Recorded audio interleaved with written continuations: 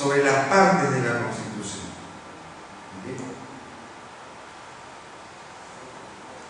Y voy a plantear el esquema que encierra las partes constitutivas de la Constitución. La Constitución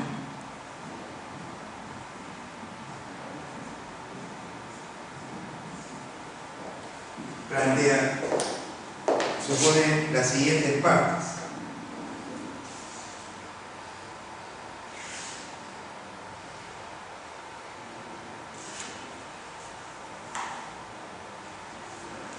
El preámbulo de la Constitución,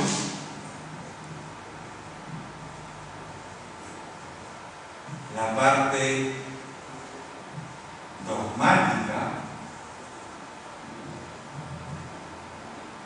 la parte orgánica,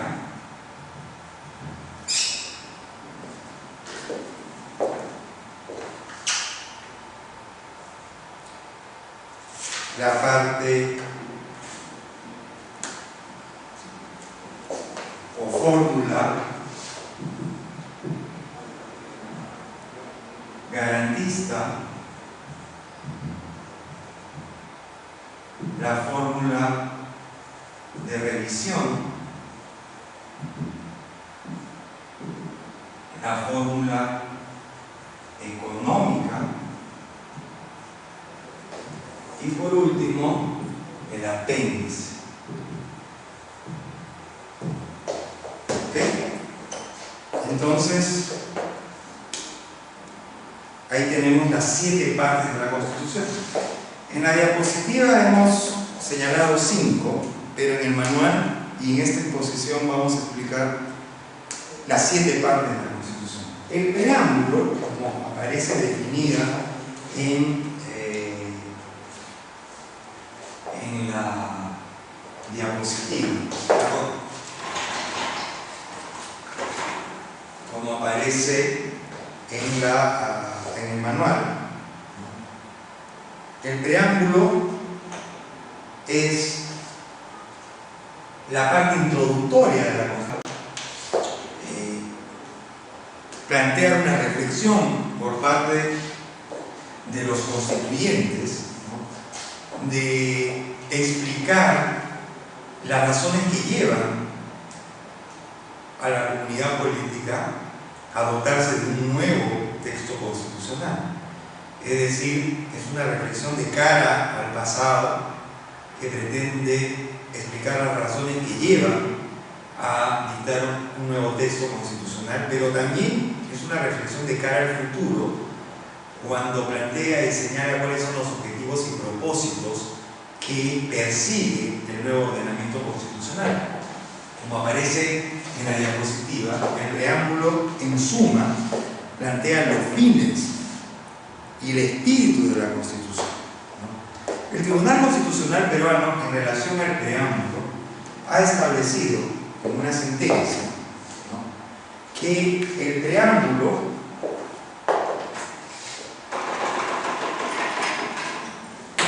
tiene fuerza normativa, ¿no?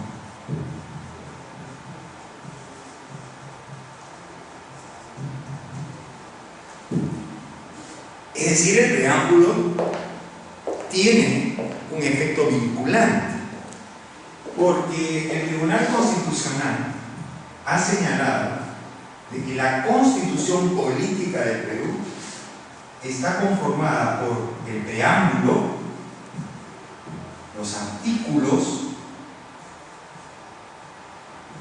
de la Constitución y la Declaración de la Antártida.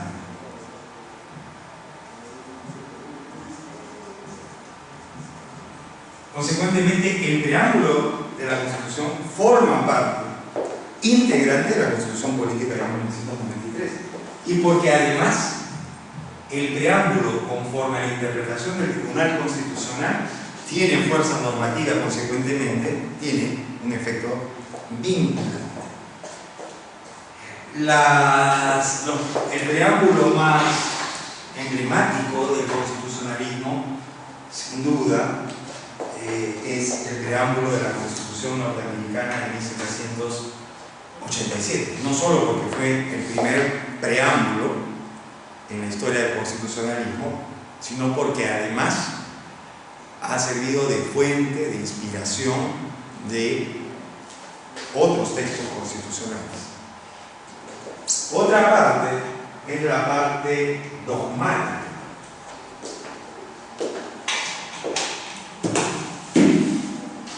La parte dogmática, la diapositiva está más adelante,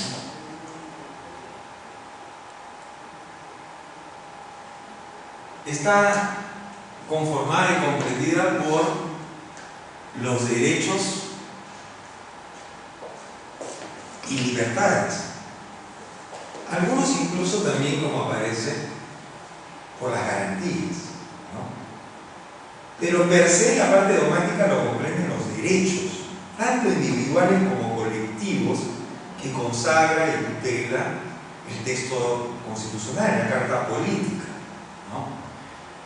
Para ninguno de nosotros es ajeno el hecho de que las constituciones, desde el constitucionalismo liberal, ¿no? Desde la etapa del constitucionalismo liberal, cuentan con un catálogo, ¿no?, de derechos y libertades.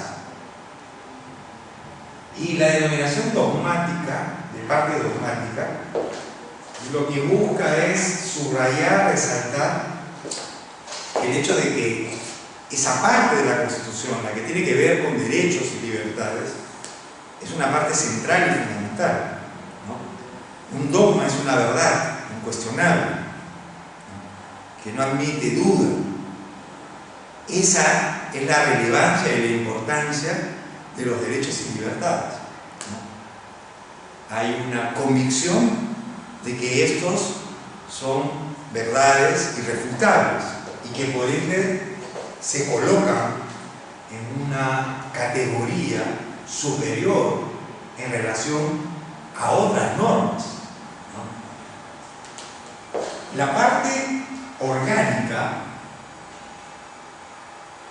en cambio, tiene que ver con la organización y funcionamiento del poder en el Estado.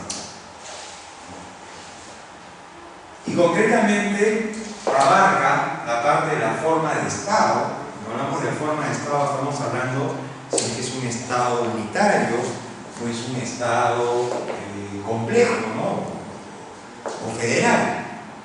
En el caso nuestro, bien se sabe que somos un Estado unitario descentralizado. También comporta la determinación de la forma de gobierno, si somos presidencialistas o somos parlamentaristas, si somos monarquía o somos república. En el caso nuestro, el Perú siempre, en sus 12 constituciones, ha sido presidencialista en la forma de gobierno y hemos sido república, aun cuando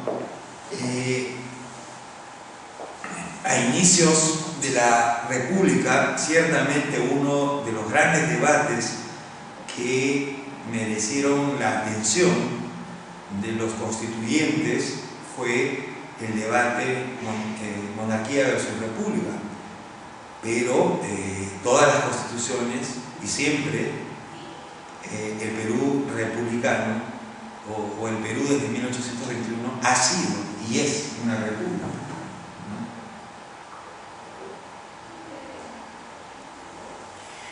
Y en cuanto a la organización y funcionamiento del Estado, ¿no?,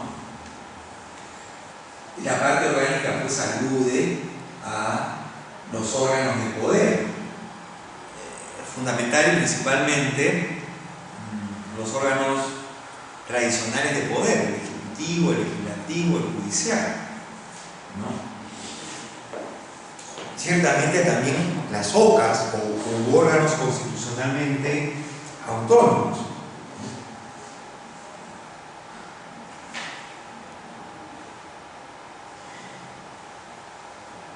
Luego tenemos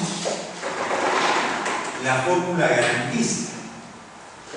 Esta fórmula se encuentra comprendida por los diferentes procesos constitucionales, ¿no?, que tienen por propósito tutelar, proteger la eficacia del goce y ejercicio de los derechos fundamentales, ¿no? Estamos hablando pues de procesos como la acción de amparo, el habeas corpus, el habeas data, la acción de cumplimiento, ¿no? Las constituciones han incorporado, incorporan entonces procesos constitucionales que tienen por objeto y propósito, ¿no?, garantizar el pleno y efectivo goce y ejercicio de los derechos fundamentales, o tutelarlos frente a la amenaza o vulneración de los mismos, ¿no?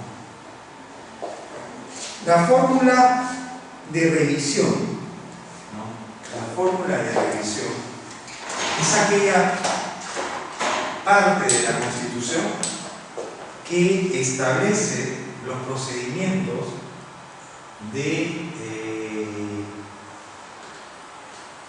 actualización de la Constitución. Toda Constitución tiene una vocación de duración, de durabilidad, de mantenimiento en el tiempo. Sin embargo, estando a que la Constitución es una norma fundamental, pero finalmente es una norma, ¿no?, y que las normas resumen realidades, la realidad política es cambiante, ¿no?, evoluciona, muta, y eso exige, hace necesario que la Constitución también se actualice para poder conjurar y enfrentar los nuevos retos, procesos y situaciones que se dan en una sociedad. Entonces, para ello, las constituciones prevén mecanismos, procedimientos de modificación, reforma o actualización de las constituciones, y a eso es a lo que se denomina la fórmula de revisión. Las constituciones también, a partir de el constitucionalismo social, incorporan también una parte que es la fórmula económica, ¿no?, que no viene a ser otra cosa que aquella parte en la cual se definen y establecen los principios que van a regir el funcionamiento del Estado desde el plano económico, ¿no? Eso es lo que ha dado, en el ámbito del derecho constitucional, a hablar de la constitución económica, ¿no?, entendido por ella la parte de la Constitución que se ocupa de los principios, valores y normas rectoras en el ámbito económico de un Estado, ¿no? Y por último, el apéndice es la parte final y culminante de la Constitución, que recoge, por ejemplo, cláusulas complementarias, también determina la derogación de normas, disposiciones finales, complementarias, etcétera, etcétera. Eso es, en apretado síntesis, lo que denominamos las partes de la Constitución. ¿Ok?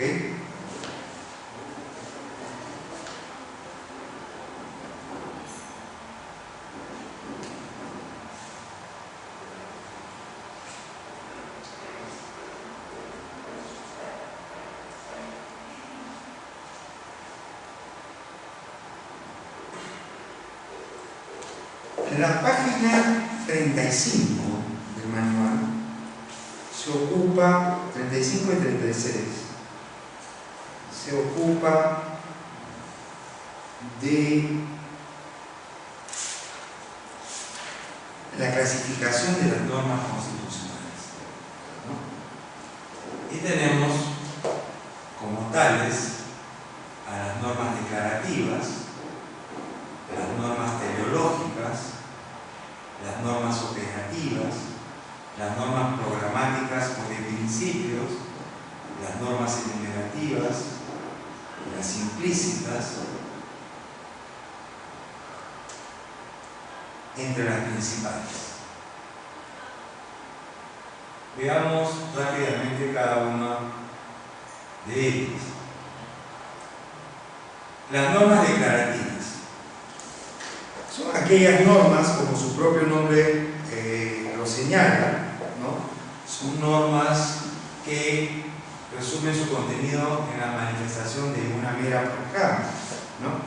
O sea, son normas propiamente de declaraciones, ¿no? Son normas que expresan una idea, ¿no? Una proclama, una suerte de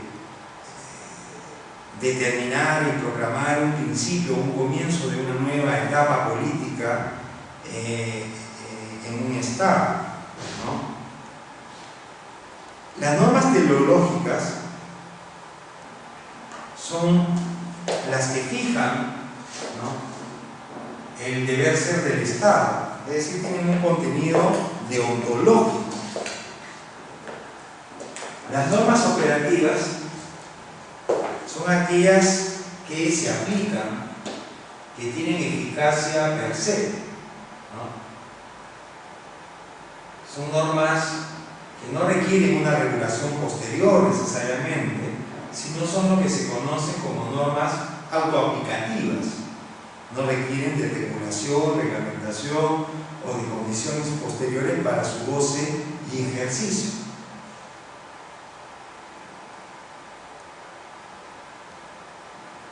Distintas son, en cambio, las normas programáticas, ¿no? Las normas programáticas, en cambio, son normas que requieren o están condicionadas a futuros niveles de desarrollo o de una reglamentación complementaria. En otras palabras, son normas que se encuentran atadas, ¿no?, condicionadas a alcanzar determinados niveles de desarrollo socioeconómicos o de una reglamentación posterior, ¿no? Son normas que, a diferencia de las operativas, no son normas que se aplican por sí mismas, ¿no? Típico caso de normas programáticas son las normas de contenido económico y social, ¿no? Por ejemplo, el derecho a la salud, típico derecho social, es una norma programática, ¿no? Es una norma que su goce pleno, su ejercicio pleno, supone y está condicionado a que el Estado, ¿no?, desarrolle ciertas políticas, genere un clima que permita que los ciudadanos puedan tener acceso al derecho a la salud, por ejemplo, ¿no?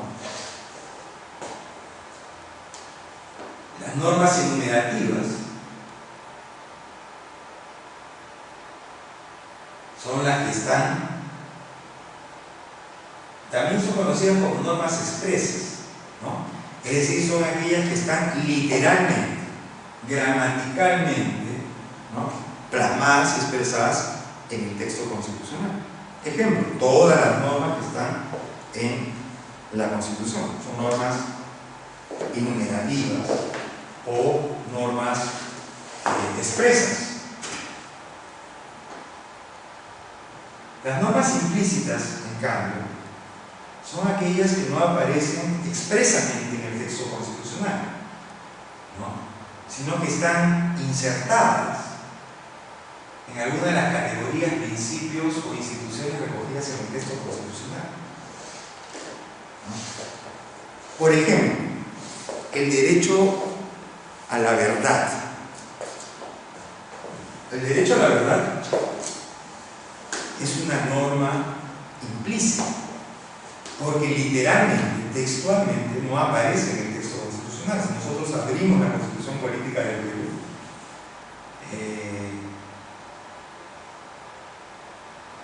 no vamos a encontrar un artículo en el que literal expresamente proclame, consagre o haga alusión al derecho a la verdad, ¿no?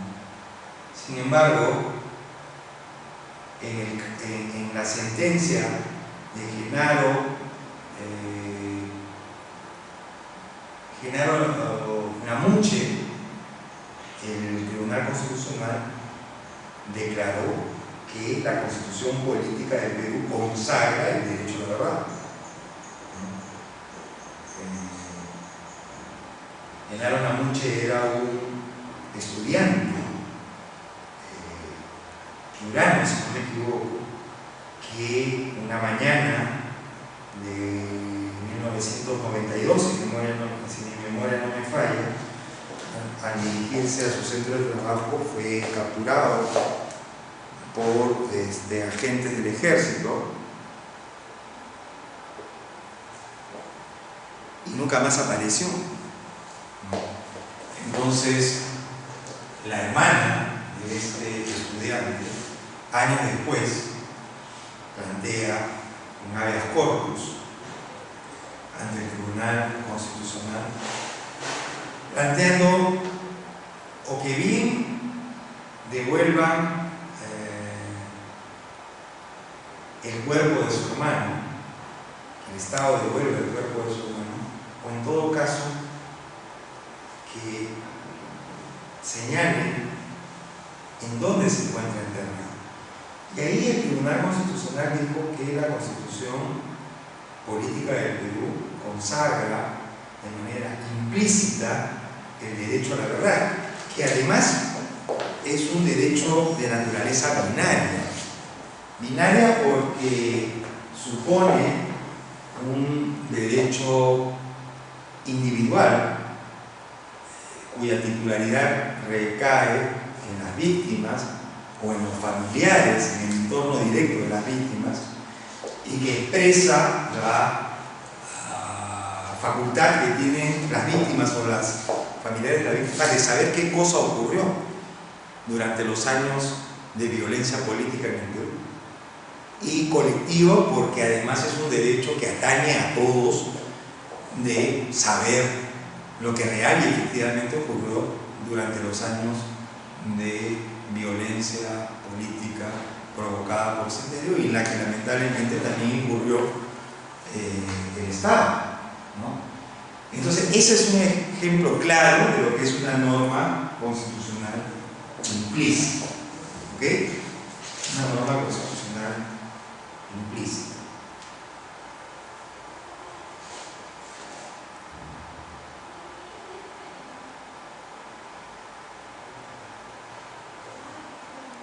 Acá tenemos una clasificación de constituciones que yo les voy a ir comentando un poco para caracterizar también nuestra constitución política. Sin duda, el primer grupo, teóricamente hablando, de constituciones son las rígidas y flexibles, ¿no? Fue la primera tipología o clasificación que se trabajó. Entendemos por constituciones rígidas aquellas constituciones que contemplan, establecen procedimientos especiales para su reforma o modificación, ¿no? Es decir, son constituciones que establecen procedimientos particulares, distintos por lo general, complejos y agravados, en relación con los procedimientos de reforma de las normas ordinarias, ¿no?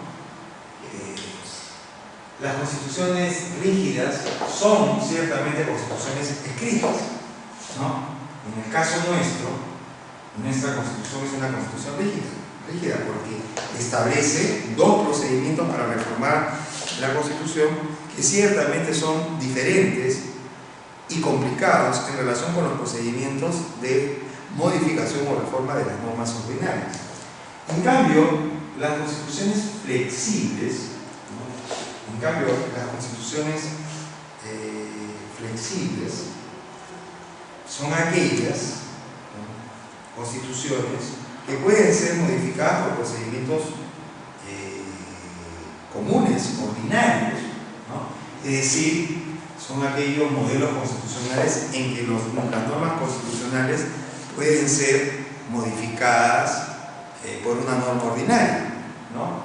Este es el caso de las constituciones no escritas, ¿no? Y eso nos lleva al segundo grupo de constituciones, escritas y no escritas. Las constituciones escritas, como su propio nombre lo dice,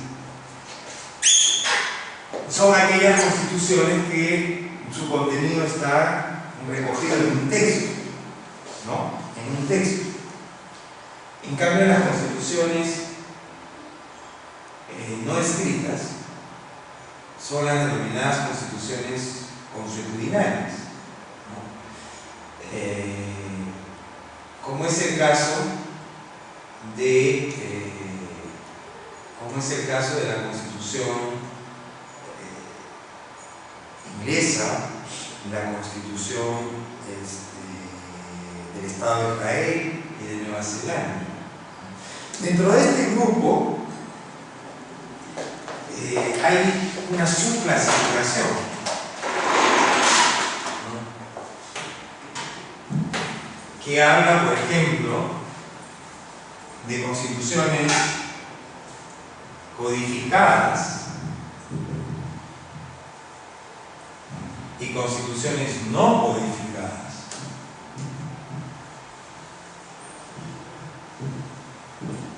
Las constituciones codificadas son aquellas constituciones en las que las normas constitucionales se encuentran compiladas, recogidas en un texto constitucional, como es el caso de nosotros, ¿no?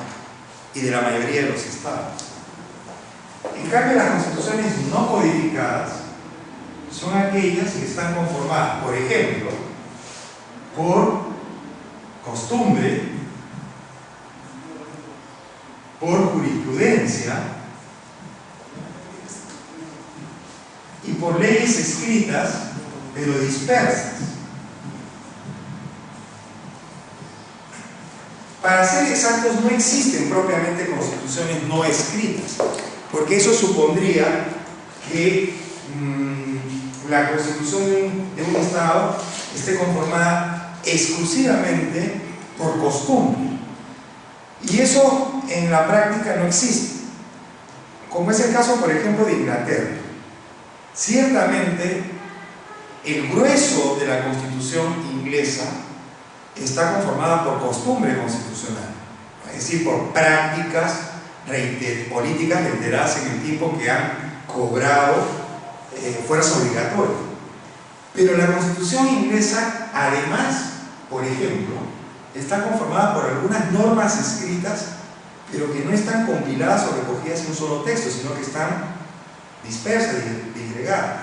Por ejemplo, el Bill of Rights, o Declaración de Derechos inglesa de 1680, forma parte de la Constitución inglesa, o el Acta de Habeas Corpus, o el Acta de Inclusión de Escocia, el Acta de Inclusión de Irlanda, ¿no?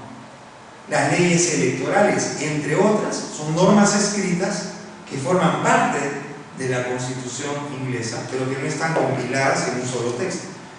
Por eso es que algunos hablan más de constituciones no codificadas que de constituciones no escritas, ¿no? En esta tipología podemos decir que nuestra Constitución es una Constitución escrita y también es una Constitución codificada, ¿no? Y también es una Constitución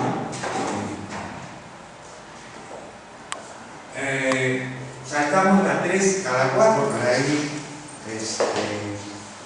completando. Las constituciones principistas y reglamentaristas, las primeras de ellas son constituciones, como su nombre lo dice, que trazan lineamientos, principios, rectores, ¿no? Son constituciones en consecuencia cortas, de escasos artículos. Por ejemplo, la Constitución francesa de la Quinta República, la de Charles de Gaulle de 1958, que tiene una treintena de artículos, ¿no? O la Constitución americana, que tiene 7 artículos. Claro, varias secciones en cada artículo, pero son 7 artículos, ¿no? En cambio, las constituciones reglamentaristas son constituciones detallistas, buscan, tratan de incorporar el mayor número de procesos, instituciones, fenómenos y relaciones en el marco de la Constitución. Son esas constituciones que sufren, como algunos denominan, de constitucionalistas, ¿no? Es decir, en la idea de tratar de incorporar en la Constitución el mayor número de procesos o relaciones